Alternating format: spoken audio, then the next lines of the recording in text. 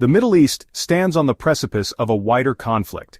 Tensions are escalating rapidly, with each passing day bringing new developments that could potentially ignite a larger regional war.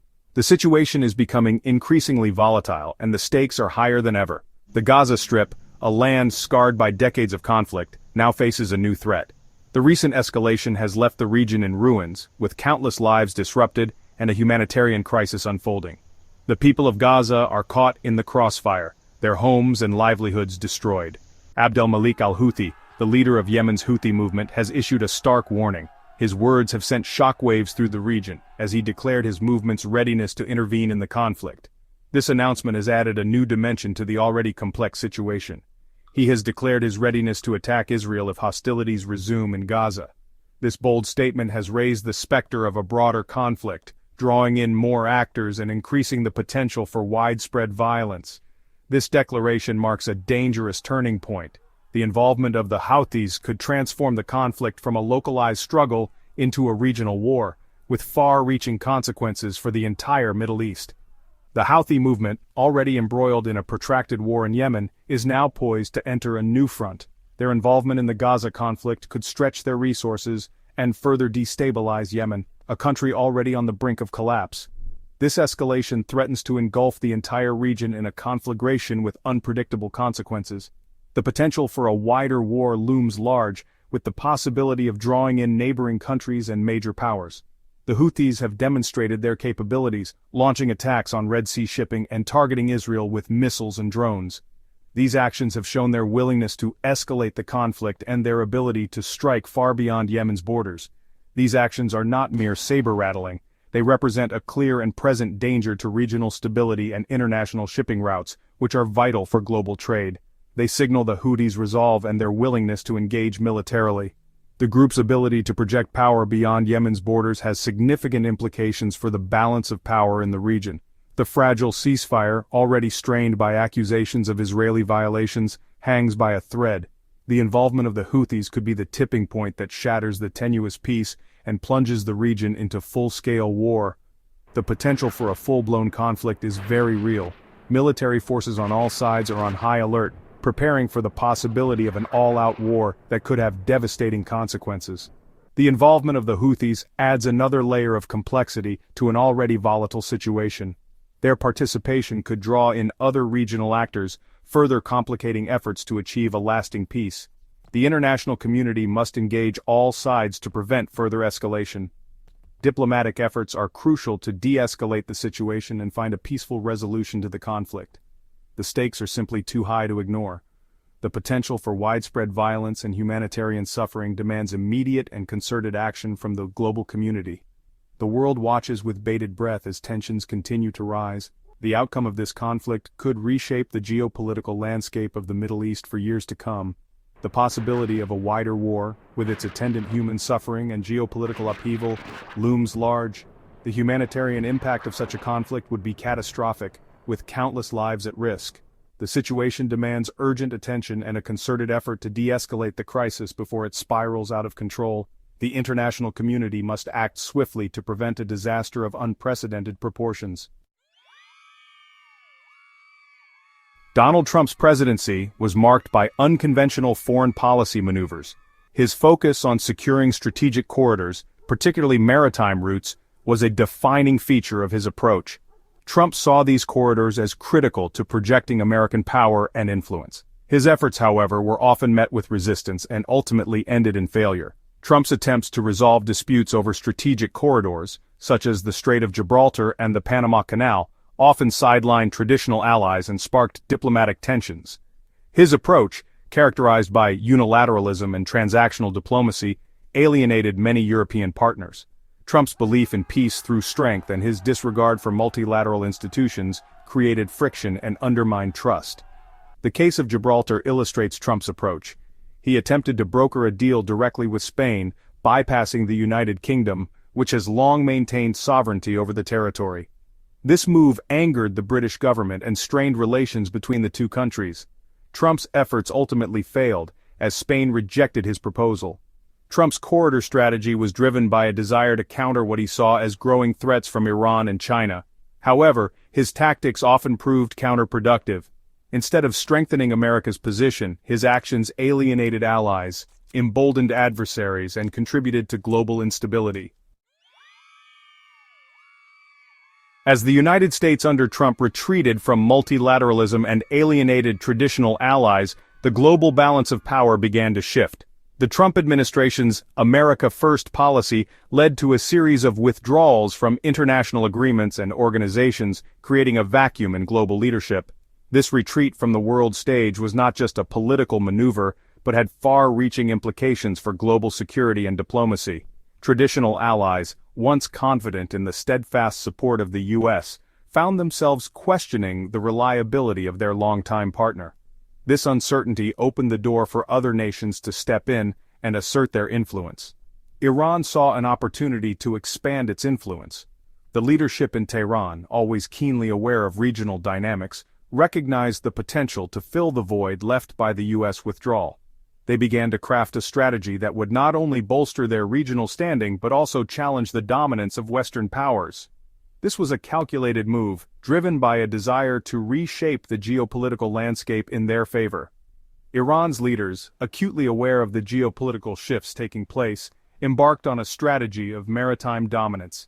This strategy was multifaceted, involving not just the expansion of their naval capabilities, but also the establishment of strategic alliances and the projection of power far beyond their immediate borders. The Iranian Navy, once considered a minor player, began to grow in both size and sophistication. They understood that control of key waterways would give them leverage in the region and beyond.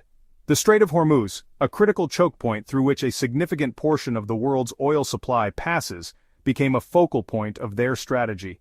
By asserting control over this and other vital waterways, Iran could exert pressure on global markets and influence international politics. This control was not just about military might but also about economic leverage. Iran's maritime ambitions are evident in its development of advanced naval technologies. The country has invested heavily in modernizing its fleet, incorporating state-of-the-art technology and innovative designs. This includes the development of stealth vessels, advanced missile systems, and sophisticated electronic warfare capabilities. These advancements have transformed the Iranian Navy into a formidable force, capable of challenging even the most advanced navies in the world. The country has invested heavily in drone carriers, underwater cities, and direct strike capabilities. These investments are part of a broader strategy to enhance their asymmetric warfare capabilities, allowing them to punch above their weight in any potential conflict. The use of drones in particular has given Iran a significant edge, enabling them to conduct surveillance, gather intelligence, and carry out precision strikes with minimal risk to their personnel. These advancements have significantly enhanced Iran's naval power, allowing it to project force and challenge the United States and its allies in the Persian Gulf and beyond.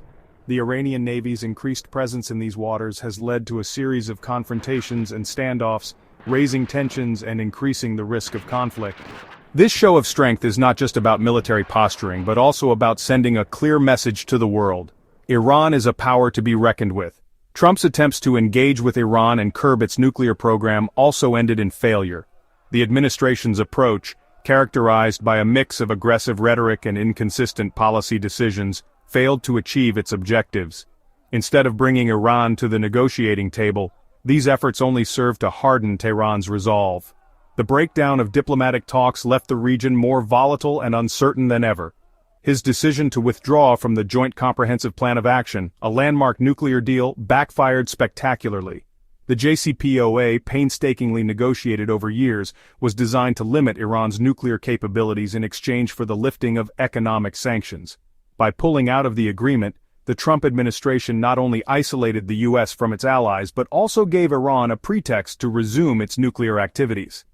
This move was widely criticized by experts and former officials who warned of the long-term consequences for regional stability.